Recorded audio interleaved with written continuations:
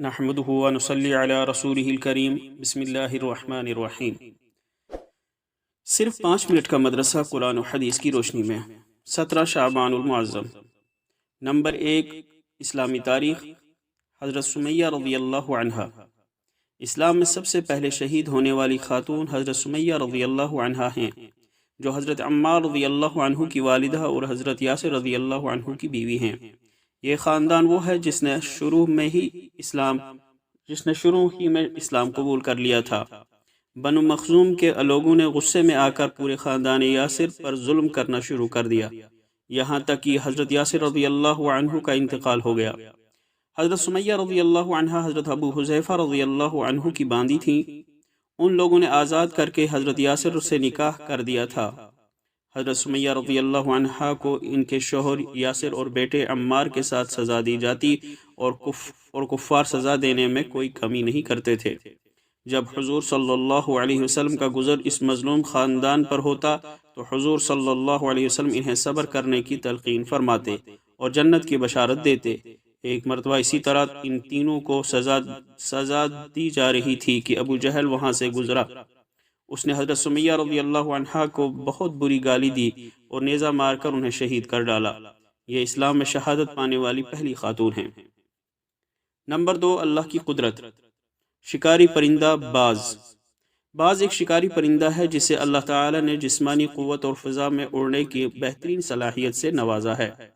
اس کی ہڈیاں کھوکھلی ہوتی ہیں مگر اس میں ہوا بھری ہوتی ہے، جس کی وجہ سے فضا میں اڑنے، زمین پر اترنے اور شکار کرنے میں بہت آسانی ہوتی ہے۔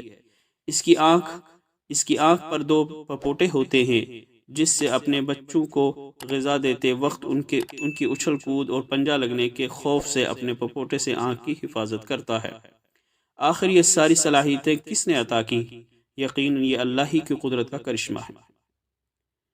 نمبر 3، ایک فرض کے بارے میں، روزے کا کفارہ ادا کرنا۔ رسول اللہ صلی اللہ علیہ وسلم کے پاس ایک شخص آیا اور کہنے لگا کہ یا رسول اللہ، میں تو ہلاک ہو گیا۔ رسول اللہ صلی اللہ علیہ وسلم نے پوچھا کیا ہوا؟ اس نے کہا کہ میں نے روزے کی حالت میں بیوی سے صحبت کر لی۔ تو رسول اللہ صلی اللہ علیہ وسلم نے اسے کفارہ ادا کرنے کا حکم دیا۔ فائدہ: اگر کسی شخص نے رمضان کے روزے کی حالت میں بیوی سے صحبت کر لی تو اس پر مسلسل 60 روزے رکھنا، اور اگر اس کی طاقت نہ ہو تو 60 مسکینوں کو پیٹ بھر کر کھانا کھلانا واجب ہے۔ نمبر 4، ایک سنت کے بارے میں، جوتا چپل کس طرح پہننا سنت ہے۔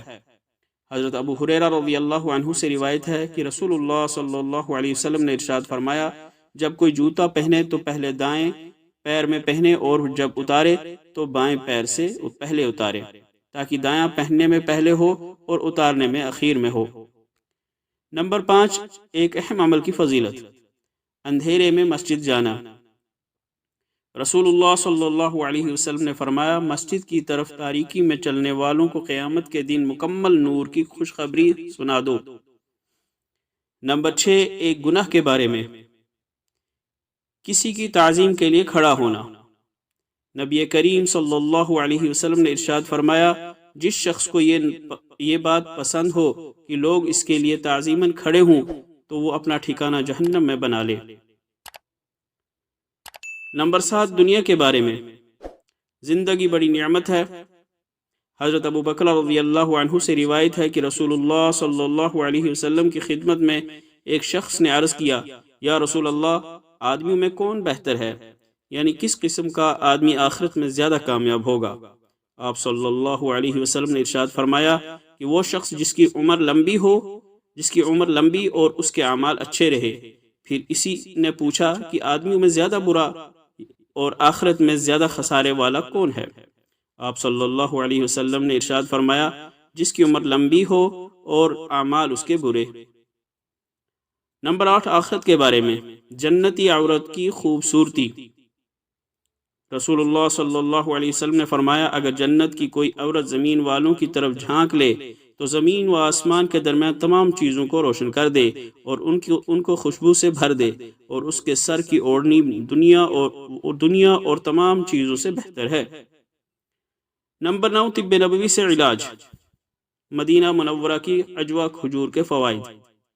رسول اللہ صلی اللہ علیہ وسلم نے فرمایا جو شخص صبح سویرے مدینہ منورہ کی 7 کھجوریں کھائے گا تو اسے شام تک زہر سے نقصان نہ پہنچے گا۔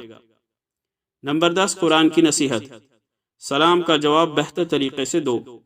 قرآن میں اللہ تعالیٰ فرماتا ہے جب تمہیں کوئی سلام کرے تو تم اس سے بہتر طریقے پر سلام کرو، اس کا جواب دو یا کم از کم ویسے ہی الفاظ میں اس کا جواب دے دو۔ بے شک اللہ تعالیٰ ہر چیز کا حساب رکھنے والا ہے۔